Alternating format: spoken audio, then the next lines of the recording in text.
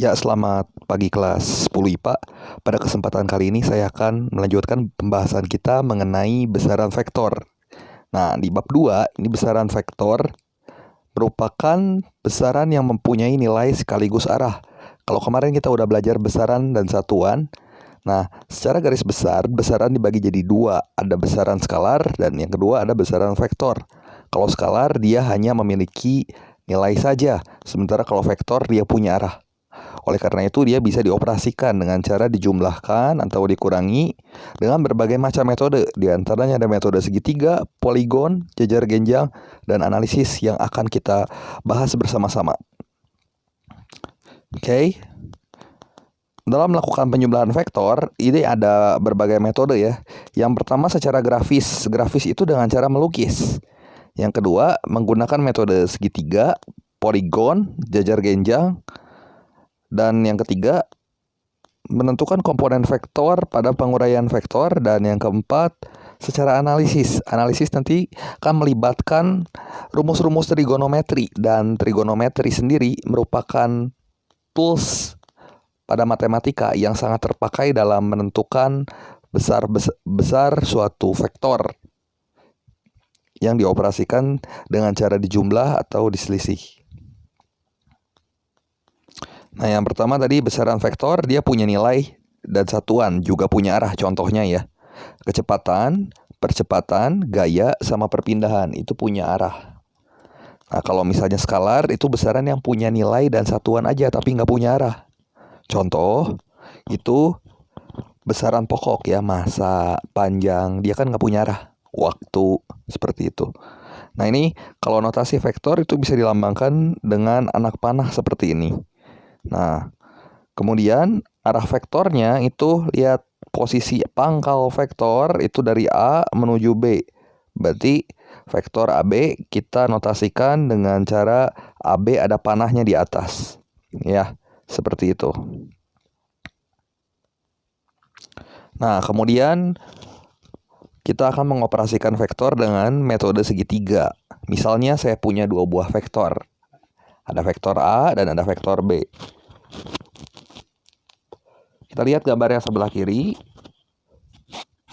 Di sini vektor A itu arahnya ke atas, ke utara. Dan ada vektor B ke sini. Bagaimana cara kita menjumlahkannya atau meresultankan satu vektor? Nah, seperti ini.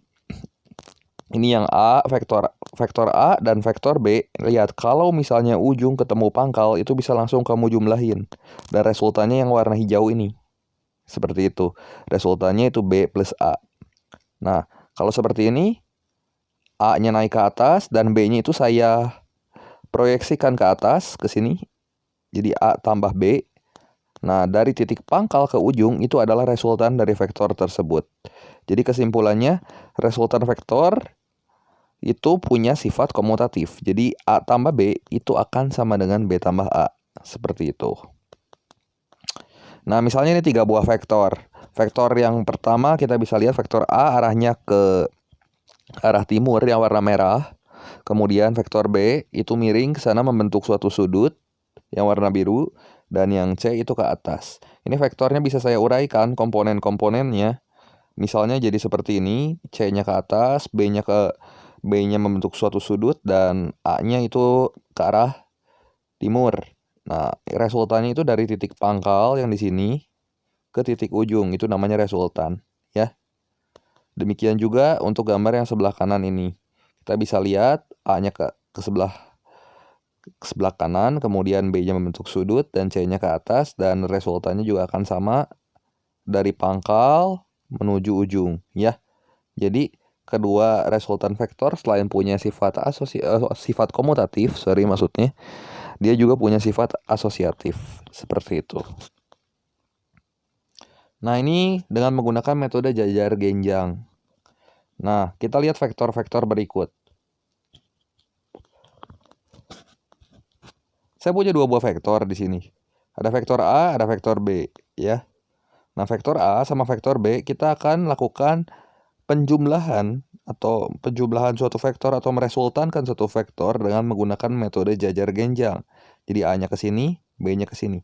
Berarti kalau menggunakan metode jajar genjang kita proyeksikan ini sampai ujung sini. sehingga membentuk jajar genjang. Nah, untuk mencari berapa besar resultannya, itu R itu akan sama dengan nilai dari akar dari A kuadrat tambah B kuadrat plus 2AB cos theta. Theta itu yang mana? Theta itu adalah sudut yang dibentuk oleh kedua buah vektor A dan B. Atau di sini theta 1 tambah theta 2. Dan arahnya itu akan mengikuti aturan sinus. R per sin theta sama dengan A per sin theta 1. A per sin theta 1 sudut yang di depannya dan B per sin theta 2 sudut yang di depan B-nya gitu ya. Saling menyeberang seperti itu. Nah, untuk mencari resultan dua buah vektor yang saling tegak lurus, itu R-nya menggunakan teorema Pitagoras biasa ya. Jadi R-nya itu akan sama dengan akar A kuadrat tambah B kuadrat. Jadi vektor ini akan sangat terpakai sekali, terutama nanti di bab hukum Newton. Seperti itu. Kemudian ini menggunakan metode komponen vektor. Kalau komponen vektor itu kamu akan memanfaatkan diagram Cartesius. Jadi ada koordinat X dan koordinat Y di sini ya. Misalnya saya punya 3 buah vektor V1, V2, dan V3. Nah, ini akan kita uraikan masing-masing. Nah, vektor V1 itu arah sumbu X. Yang vektor V1 yang ini ya, arah sumbu X positif. Kalau kita uraikan ke sumbu X, ini tuh cos. Kalau yang nempel sama sudut, ini cos. Jadi V1 cos alfa. Sementara kalau dia tidak nempel sama sudut, itu akan jadi V1 sin alfa. Nah, untuk vektor V2 kita lihat V2 arahnya itu di kuadran 2. Kuadran 2 tempat di mana sumbu X-nya negatif dan sumbu Y-nya positif. Nah, itu vektornya kalau saya uraikan ke sumbu X di sini. Ke sumbu X, dia nggak nempel sama sudut. Ya, karena dia nggak nempel sama sudut, berarti dia sinus. Minus V2 sinus theta. Loh, kenapa ada minusnya? Dia ada minusnya karena dia berada di kuadran 2. Ya. Kemudian untuk sumbu Y-nya kita uraikan ke arah sumbu Y positif, menghasilkan V2 cos theta karena dia nempel sama si sudut theta yang ini. Seperti itu. Untuk vektor V3 bagaimana? V3 ya udah aja karena dia arahnya mendatar, berarti min V3 cos sudut yang diapitnya berapa? 0 derajat ya. Jadi min V3 aja. Nanti kamu harus belajar dulu sudut-sudut istimewa untuk lebih memahami bagaimana cara untuk mengurai gaya atau suatu vektor yang diberikan dalam bentuk komponen seperti ini ya. Arah sumbu Y-nya ada nggak yang V3-nya? Nggak ada, berarti dia 0 gitu. Seperti itu ya. Itu dengan cara komponen vektor. Kemudian yang keempat dengan cara analisis ya.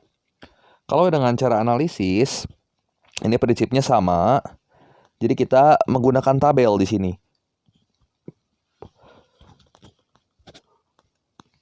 Jadi ada tabel vektornya, V1, sumbu X, dan sumbu Y.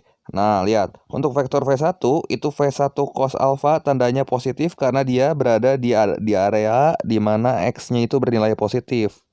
Demikian juga untuk yang sumbu Y-nya. Jadi kalau kita urai harus seperti ini dia. Mengapit satu sama lain ya. Nah, V1 kalau saya uraiin ke kanan jadi V1 cos alfa dan ke atas V1 sin alfa. Kita petakan ke dalam tabel.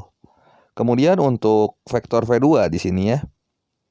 Kalau saya uraikan yang ini akan menjadi V2 sin theta. Tapi kamu kasih tanda negatif karena dia berada dalam ranah X negatif. Dan V2 cos theta. V2 cos theta-nya itu yang di atas. Kemudian untuk V3-nya, dia karena berada di area sumbu X negatif, kamu kasih minus aja langsung, minus V3 sama 0. Untuk meresultankan atau menjumlahkannya, tinggal kamu jumlahkan berapa vektor yang ada pada sumbu X dan berapa vektor yang ada pada sumbu Y. Kamu jumlahin semua dan didapatkan komponen vektor pada sumbu X dan komponen vektor pada sumbu Y. Tapi belum selesai sampai di sini. Untuk mencari resultannya, maka tinggal akar dari jumlah yang ini dikuadratin, jumlah dari yang sumbu X kamu kuadratin, tambah jumlah dari yang sumbu Y dikuadratin. Karena nanti hasilnya akan membentuk dua buah vektor yang saling tegak lurus. Resultannya tinggal kamu menggunakan rumus Pitagoras biasa. Sementara untuk mencari arahnya, itu merupakan gradien ya arahnya ya atau kemiringan. Jadi jumlah komponen vektor pada sumbu Y tinggal kamu bagi dengan jumlah komponen vektor pada sumbu X. Seperti ini. Nah, ini menjumlahkan dua buah vektor ya. Kalau saya menjumlahkan dua buah vektor, vektor A arahnya ke kanan, vektor B itu arahnya ke kanan atas gitu ya. Kalau menjumlahkan dua vektor, itu kamu usahakan pangkalnya nempel sama ujungnya yang di sini. Seperti itu.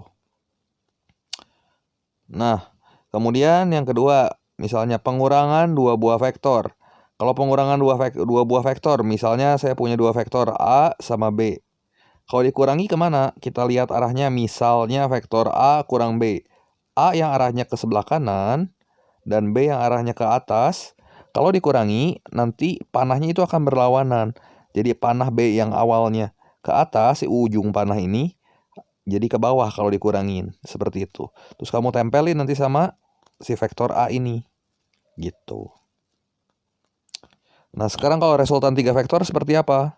Resultan 3 vektor ya berarti kamu tinggal satu-satuin aja ujung sama pangkal. Ujung sama pangkalnya ya. Jadi A tambah B. Jadi ujung A nempel sama pangkal B. Seperti itu. Nah, ujung pangkal C nempel sama ujung B. Nanti resultannya seperti tadi sudah saya jelaskan pada metode grafis. Ya, contoh soal seperti ini. Kita lihat ada dua buah vektor X dan Y seperti pada gambar ya. Vektor X itu arahnya ke kanan atas dan vektor Y itu arahnya ke sebelah kanan ya. Nah, gambarkan dan tuliskan persamaan dengan metode segitiga. Kalau metode segitiga, itu berarti kamu akan meresultankan dua buah vektor. Gimana caranya metode segitiga itu?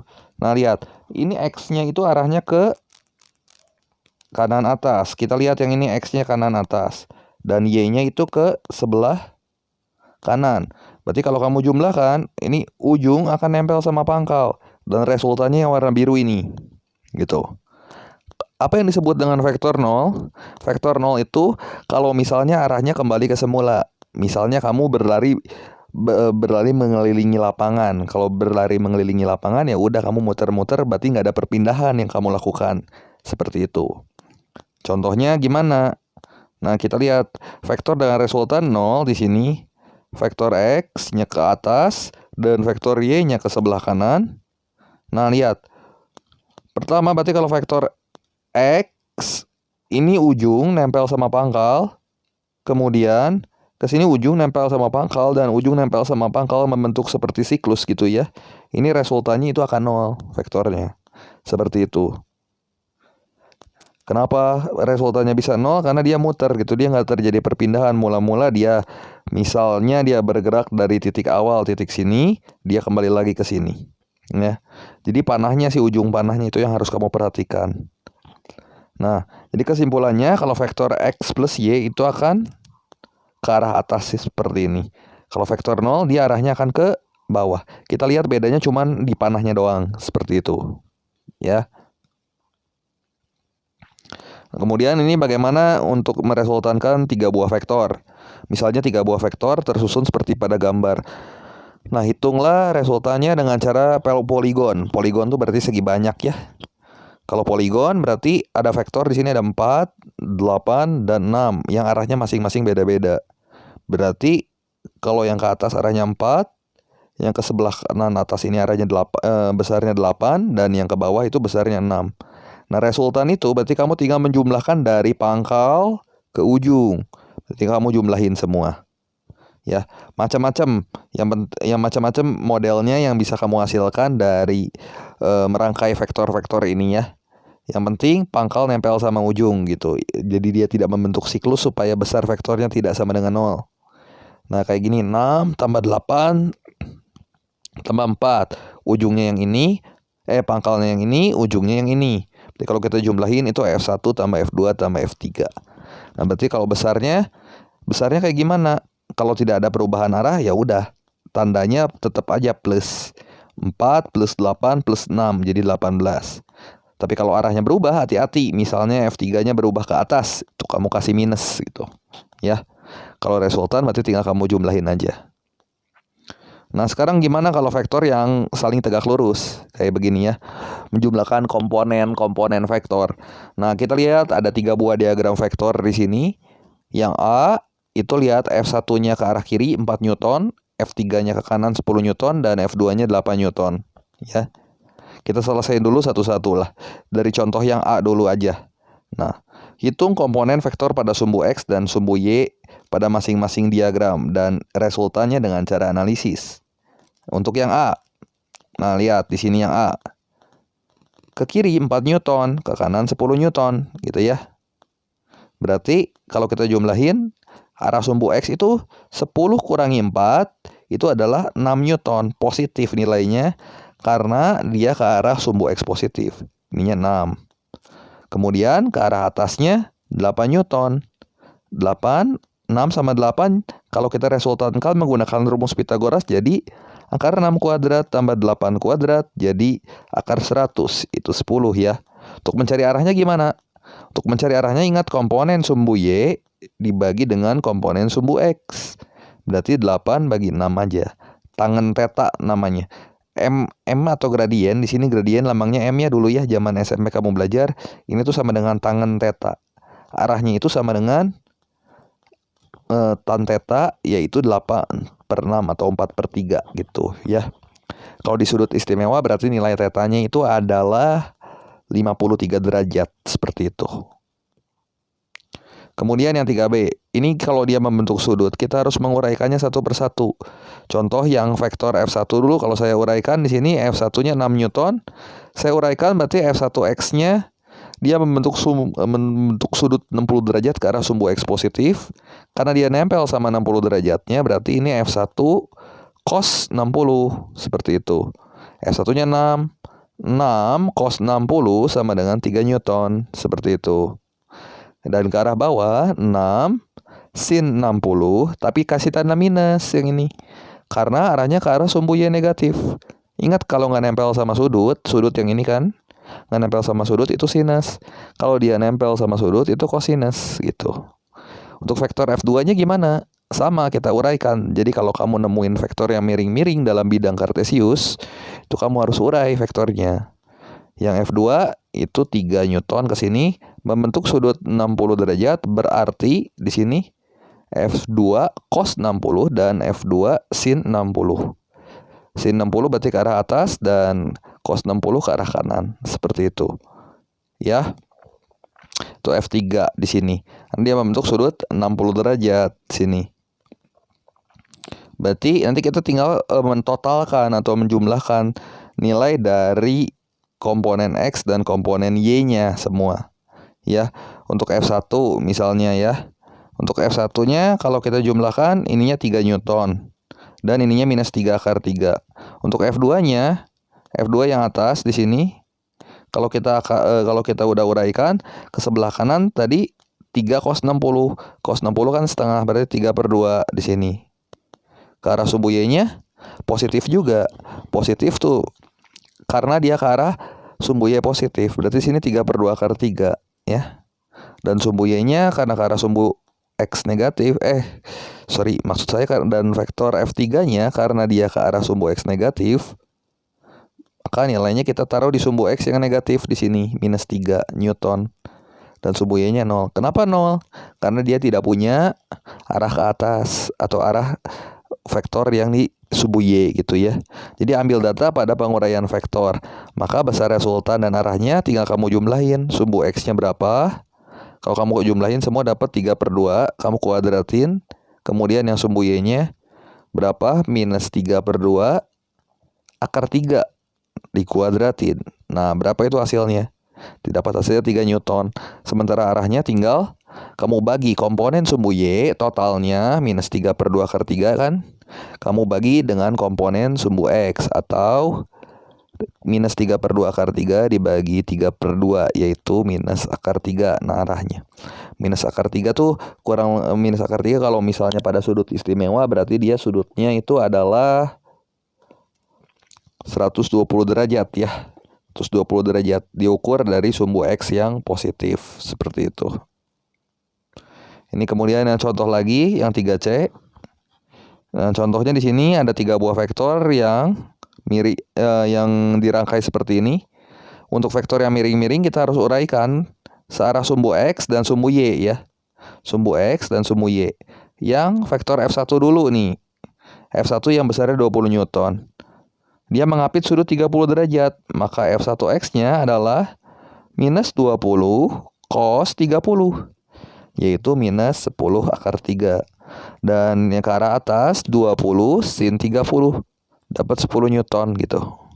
Untuk vektor F2-nya gimana? Vektor F2-nya kita uraikan juga searah sumbu X positif. Itu 20 di sini. Cos 30. Dan ke atasnya 20 sin 30. Ya, dapat 10 akar 3 dan 10. Setelah itu kita pindahkan ke dalam tabel. Seperti itu. 10 akar 3 sama 10.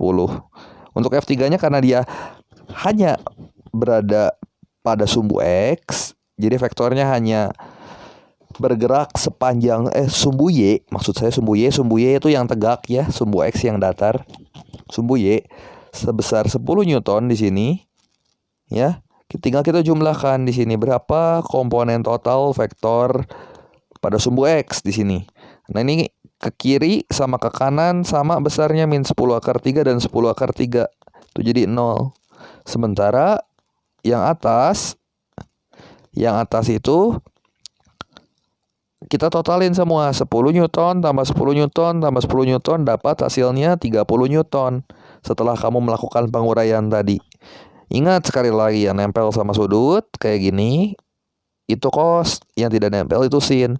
Jadi kamu harus hafal tabel istimewa trigonometri dengan sudut-sudut istimewa atau dari 0 sampai 90 derajat dan tambahan 37 dan 53 derajat tuh harus hafal. Dapat resultannya adalah 30 Newton. Seperti itu. Nah, di sini ada contoh-contoh soalnya. Ada 3 buah vektor setitik. Nah, setitik tangkap tuh maksudnya satu titik tangkap gini. Nah, besar masing-masing vektor adalah ini adalah vektor V. Vektor V itu adalah vektor kecepatan ya. Vektor kecepatan yang V1 30 meter per second. Berarti ini 30 besarnya, V2-nya 30 dan V3-nya itu adalah 40. Kamu hitung resultan vektor antara V1 dan V2 menggunakan segitiga ya. Kalau menggunakan metode segitiga berarti kamu menggunakan yang aturan kosinus tadi. Ya, resultan antara vektor V1 dan V1 dan V3 dia mengapit sudut berapa? Kalau ini 30, satu sudut lurus kan 180. 180 dikurangi 30, 150. Ini yang nanti kamu coba. Kalau V1 dan V2 tuh yang ini. Ini besar sudutnya berapa? 180 dikurangi 60, 120 derajat.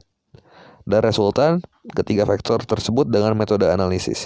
Metode analisis itu dengan cara kamu menguraikan setiap vektor yang miring-miring ini searah sumbu X, sumbu datar, dan searah sumbu tegak.